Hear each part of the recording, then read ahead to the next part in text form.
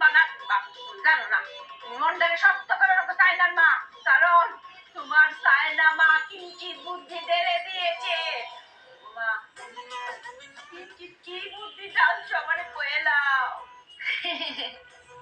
মায়া, আজকে পতো তোমার চায়নার বুদ্ধি শুনে মনে হবে যে চাইনাকে আমি জড়িয়ে ধরি এবং বলি আমার মেয়ে এই কাজ করেছে।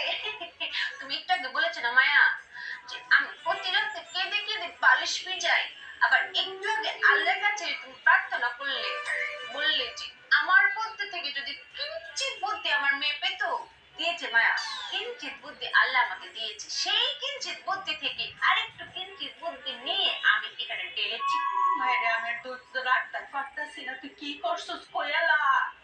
কইতা ওরে মায়া।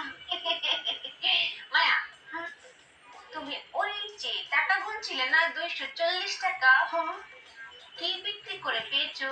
আরে মায়া, গরুর মধ্যে কতদিন পচা বাসি কুটি কাগজ পড়ে আসিস না, এটা বেচছি আসি বেচছি এইটা আদি পাইছি। ওই আমিও পুরান বাসি কাগজ বিক্রি করে টাকা পেয়েছি 250 টাকা, তোমার থেকে 10 টাকা বেশি মায়া। তাই না? আমি তো ব্যাগ কাগজ বেচছি, একটা কাগজ তার বড় নাইগা, তুমি কি বেচছোতে?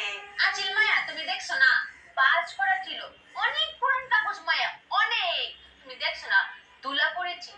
আল্লাহ গো, সেইটা মনে হচ্ছে এই ঘটনায় তো ঘটায় আলছে।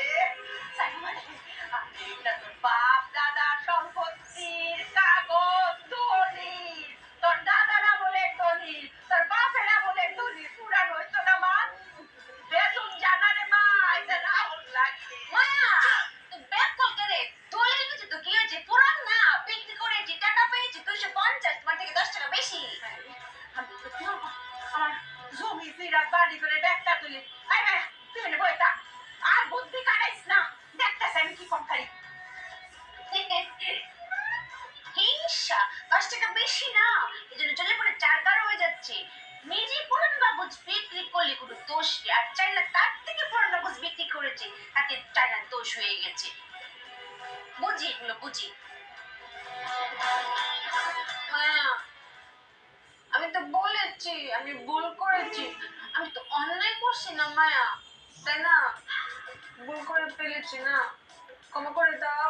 এটা তো মাফ নাই চল, এই কাগজটি করতে দিয়ে দেওয়ার চল 250 টাকা, হ্যাঁ কি বড় বড় কথা, 10টা আমি বেশি পেয়েছি, আর এই কাগজটি তুলে আনতাম করতে দিয়ে লাগছে 2 লক্ষ টাকা, মনে থাকে।